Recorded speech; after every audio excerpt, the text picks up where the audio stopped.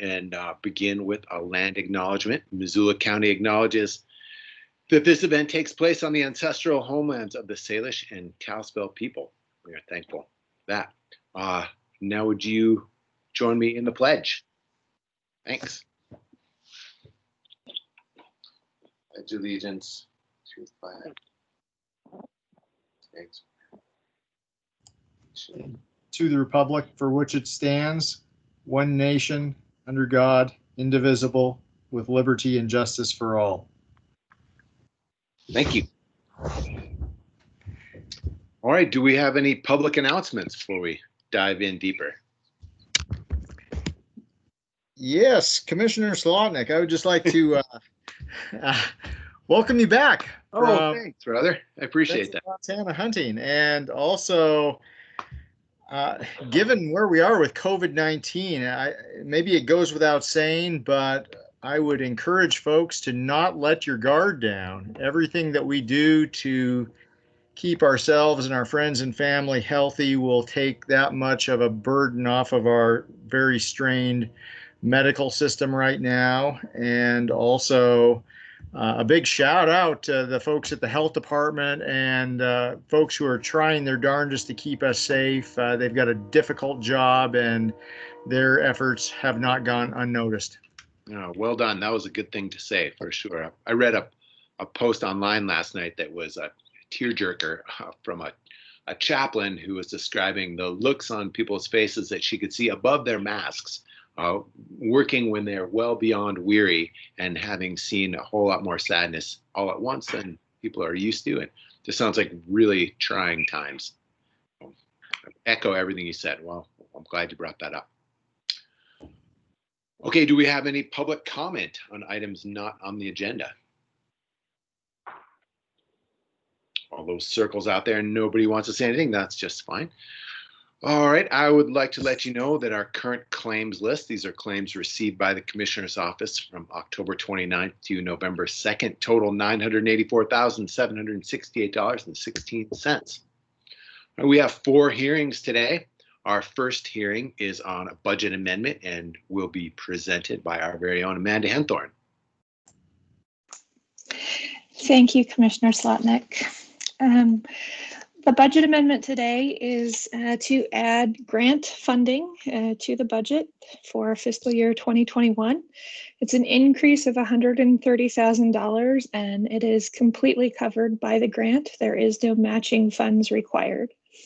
The grant is through the Montana Department of Health and Human Services and is related to behavioral health services as a result of the COVID-19 issues in the community.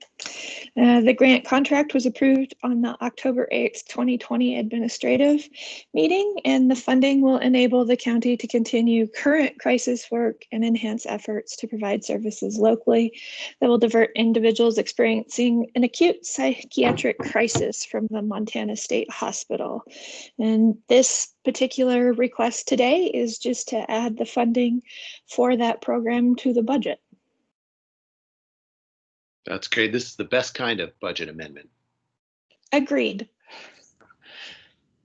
All right, pretty straightforward. I would move that we approve the budget amendment for the Montana Department of Health and Human Services SAMHSA COVID Behavioral Health Grant to include it in the fiscal year 2021 budget. Excellent. All in favor? Aye. Thanks, Amanda. Thank you. Have a great afternoon. Yeah, thanks to our grants folks for making this happen.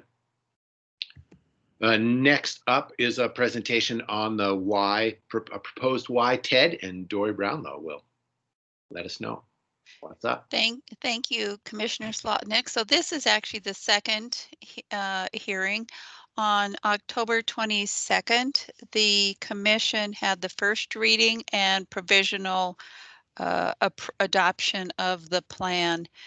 At that time, public comment was opened. You received some public comment on that date. I am all in favor of, I would say, of the creation of the TED. This is the final hearing then and adoption. And our consultants are with us too, Janet Cornish and Lynette Windemaker. We're not planning to give a more of a presentation. They gave a fairly thorough one at our last meeting on October 22nd. So certainly available to answer questions or bring up information if you have it. And it's my understanding that there haven't been any new public comment received since the last meeting. I checked with CAPS, whose information is on the public notice too, and they had not received any new public comments. Great. Yeah, so and then so the request is for final approval of the resolution adopting the ordinance, creating the YTED, and authorizing the chair to sign the resolution. Great. I mean, I feel like, at least from my end, we got most of our questions answered last time, but I want to commend you. This is a ton of work over many months to get us to this point, and really excited about the future development that can happen in this area, and job growth and economic vibrancy in an area right now that is poised for it, zoned industrial, but not as much activity as we would like. And hopefully this will jumpstart things. So thanks for bringing us to this point, Dory. Yeah, well, thank you. We had a great team. CAPS was very, very helpful in working on the plan and getting it through planning board and expert consultants. So it was a team effort. Do you want to mention some of the projects you imagine happening in the near term? Well, I think the first thing we'll need to do is a study and really start looking at the drainage out there. And, you know, I'm sort of reluctant to suggest even one project because they're all tied together. If you improve the roads, you need some curbing and drainage. Really a serious study of the water system and what will be the best way to move forward. Yeah. Tying Missoula water into that discussion. And so a lot of those discussions that happened in the past, so we'll be bringing those back up and start working on a plan. I think starting with a study is a great way to go. That makes a ton of sense. And from what I remember about this area, water is the deal, either getting water there or getting the water that falls from the sky out of it. Right. In both cases, it hasn't been happening smoothly, which is one of the reasons I think why this area's development hasn't gone as quickly as we would have liked. And bringing water there and creating a real stormwater runoff system will help dramatically. Right. And I have let the property owners know that I've talked to that, you know, they would like some input. So certainly that will bring, you know, gathering their input too on what they think is the priorities in the infrastructure projects. Great. Well, I will be happy to make a motion here. I just wonder though, if any of these numbers that I'm not familiar with might be people wanting to comment on this. Apparently not.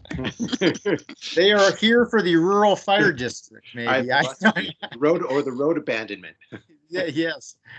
Yeah, thanks, Dory. I think folks oftentimes are familiar with what the city of Missoula does by way of economic development, but this is a clear-cut example of where the county can play a role in helping infrastructure be improved in areas of our jurisdiction that will ultimately help spur economic development. So with that, I would move that we adopt a resolution adopting the ordinance creating the Y Targeted Economic Development District and authorize the chair to sign the resolution. Great. All in favor? Aye. Good job, Dory. Oh, thank you. Now the work begins. Yeah, there you go. Thanks a lot. Thanks. All right. Dan. Yeah, our next hearing is on the Frenchtown Rural fire annexation, and Shira Scott will present. Sam Scott will present. Yeah, I'm gonna fill in for Shira today. Sam Scott with the Clerk and Recorder. Thank you, commissioners. I'm going to share my screen real quick. Okay, can you see that? Yes. Okay. So the Clerk and Recorder has received a petition to annex land into the Frenchtown Rural Fire District. The property to be annexed is located at 11733 Moccasin Lane. That's 59808. It is more particularly described as Tract C of COS 6325, located in Section 29, Township 14 North, Range 20 West. The petition was signed by the property owners, and a notice of hearing has been published twice in the Missoulian. And with that, the petition is now submitted to the board for your decision. I do have a question for Chief Newman, if he's on the line. Yes, I am. Hey, just out of curiosity, I see this, and I can't tell, given the scale of the map right now, whether we're talking basically the overall area is a quarter and a half of a section or something, or is that an entire section there, Sam? It's about a little over a quarter section. It looks like okay, roughly 200 acres or so, if that's what you're referring to. Yeah. So Chris, who provides fire protection there already, since it's fully surrounded by both Missoula Rural and Frenchtown Rural? It just burns? I apologize. No. I apologize. I was on the road. I just pulled over, and I'm looking at the map. This was the first that I was aware of this annexation. So I'm just taking a quick look here. So I believe that this particular area would receive a fire response from both agencies. And so just curious, Chris, so what's the incentive for someone to, like today, petition to be included in the district, since they may be receiving services already for, are they getting billed for if there's a response to their location right now? If it was Missoula Rural Fire District responding, we do have a board policy that allows us to bill if a property or residence is not in the district and they've been given the opportunity to annex into the district. I cannot speak for Frenchtown Rural Fire District as far as their policy on that. I do know that the vast majority of insurance companies will require you to have fire protection and be part of a fire district if you're not part of a municipality to get fire insurance or your hazard insurance on a home. But to address this particular parcel, or I couldn't even venture a guess as to why they're just doing it now. Okay, that's fine, but it sounds like there is some incentive for folks to actually be within a fire district, as opposed to simply reaping the benefits of an adjoining fire district and not having to pay into it. Correct. Okay. And again, like I said, I apologize for not being more prepared. I had got on the call because I was curious about the YTED district and what was going to be the outcome of that. And then I saw this on the agenda, and this was the first that I had seen this. So. Oh, man. Well, I guess more appropriately then, is there anyone from Frenchtown Rural on the line?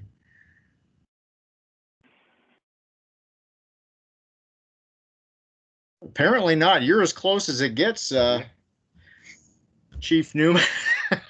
wrong fire district, but that's all right. Yeah, and like I said,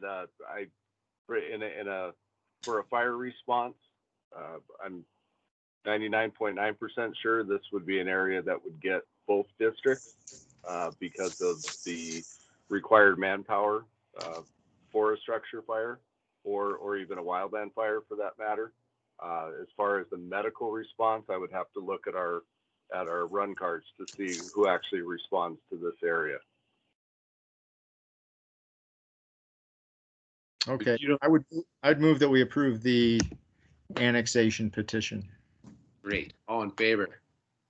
Aye. Aye. Aye. Thanks. Thanks, Sam.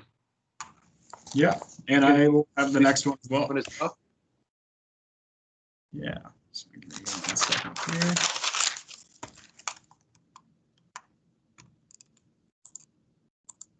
I'm assuming since nobody piped up that there was no public comment on that controversial item. Okay.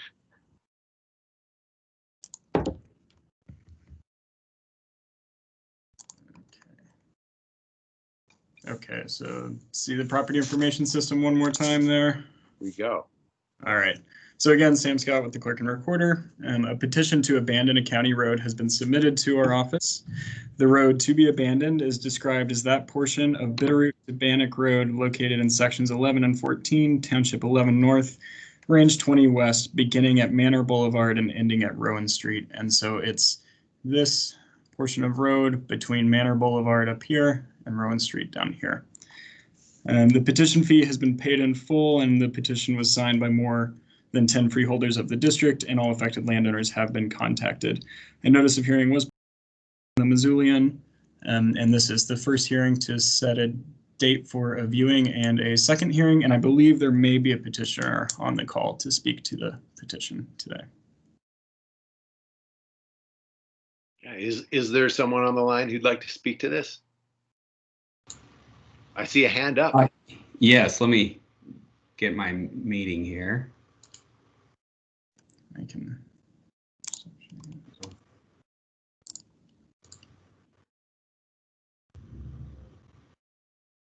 Can you hear me? At least Yes, my sir. mic. Yep. Hello, my name is John Kappas. I'll speak on behalf of the application today. The application, I think, gives a detailed explanation as to the reasons behind the abandonment, but today I'll just hit on a few highlights.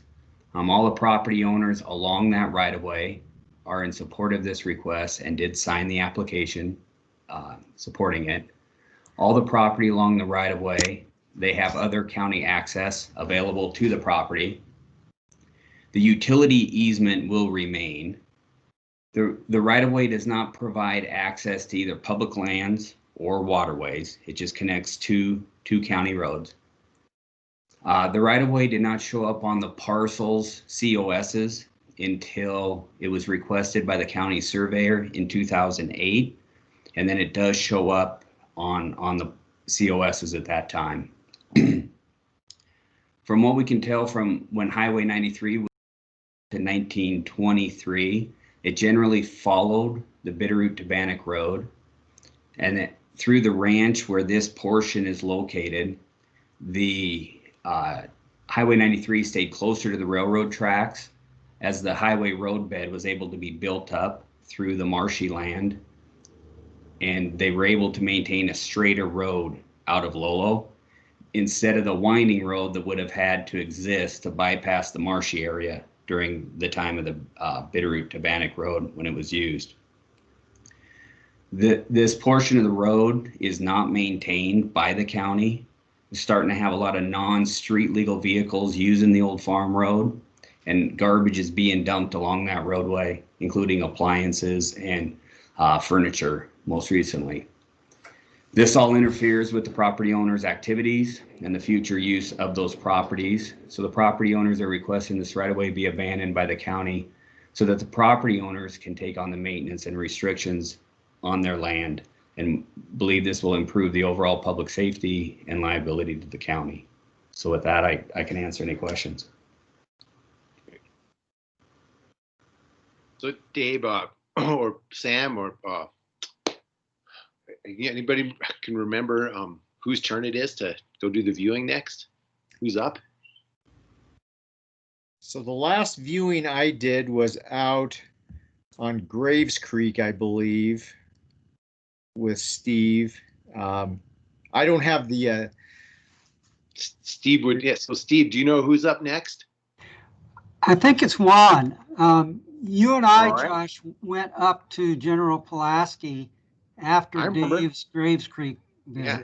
Okay. Well, then Juan it is. That's what she gets for being absent today. She's out there Well- scrambling up steep slopes behind llamas. So that's what she gets. All right. So Juan and Steve will go take a peek. I'll give you just a little bit of historical background on this road. Great. It's kind of interesting. It's the very first petitioned road in Missoula County's history. Wow. And that's pretty cool. Although these petitioners have called it the Bitterroot to Bannock Road, I'm not sure where that comes from. The original petition was called Missoula Mills to Scalcahoe. Well, of course, Scalcahoe would have been probably the end of the county at that time, and it would have been the route to Bannock. So, you know, and let me just say this now, the petitioners did an excellent job on this petition. Much better than I'm used to seeing. At any rate, this was an 1867 road. It was the very first petition road, as I said, and it went up Miller Creek actually, and there was a ford across the Bitterroot River, and then it crossed over to the west side and on down to the south.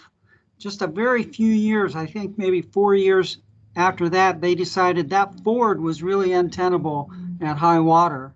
So they created by petition what they called the High Water Road, which went farther up Miller Creek, then over the divide into Davis Creek, and then it stayed on the east side of the Bitterroot River all the way south through the county.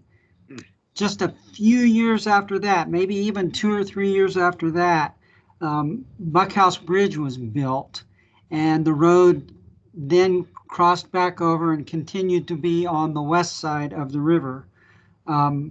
This road has never been abandoned to the north of the portion that's being requested to be abandoned, nor to the south of that.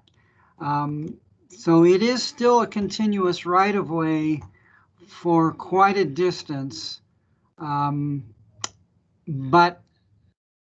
I can discuss that in more detail with Juan, and we can do the investigation both here in the office, looking at historical records, and then doing a site visit. I would suggest that one of the petitioner's representatives would be invited and be included in that site visit. Great. Well, let's do that. Do we need to take any other action here? We'll need to set a date for the second hearing. Okay. Violet, what does it look like? What are our options? Let's see. I think you guys should be good. Emmy, do you have any dates that wouldn't work? No, the next public meeting date is December 3rd. So that looks pretty open. So is it if that works, or we could do December 10th is the next one. But that's got that big subdivision on it as a reminder from last week. Well, so we could do the 3rd. I wonder if Juan's got time in her schedule and Steve has time in his schedule to visit by then. I can make time. It'll be up to Juan to see if she can get out. Well, why don't we try it, and then if when Juan comes back and we can't fit it in, we'll do it after the subdivision hearing. If that sounds good to everybody. Great. Yeah. Okay. Yeah. Thanks all.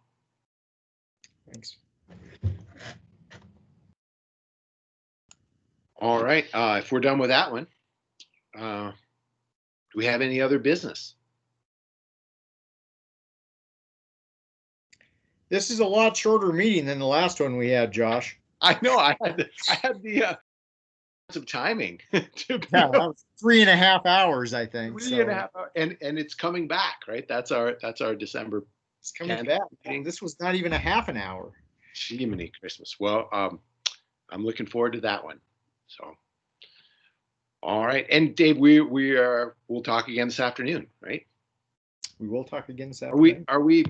I haven't even looked. Is there a MAC call today? And is one of us on that call? I think you are scheduled for the MAC call this afternoon if you're available at. What's your schedule like?